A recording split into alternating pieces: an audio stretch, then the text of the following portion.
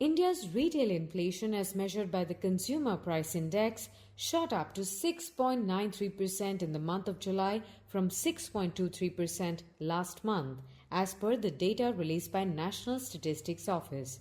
The rise in the retail inflation in July was mainly due to the surge in food prices, which were seen soaring towards 10%.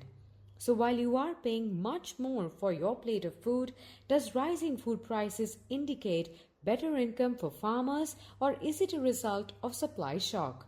Well, unfortunately, farmers are not getting the extra money here.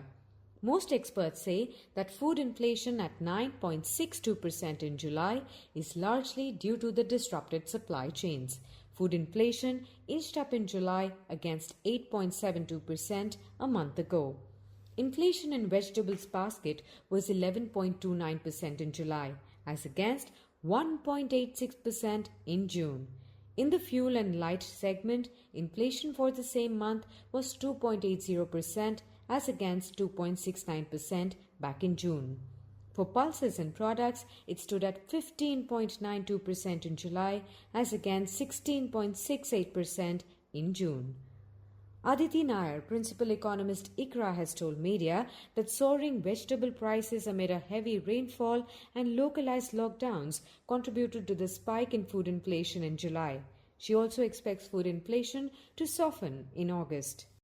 It is for the second consecutive month that the retail inflation has been above the RBI's comfort level.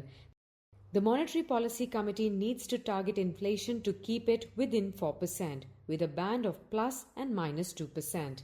The central bank mainly factors in retail inflation while arriving at its bi-monthly monetary policy.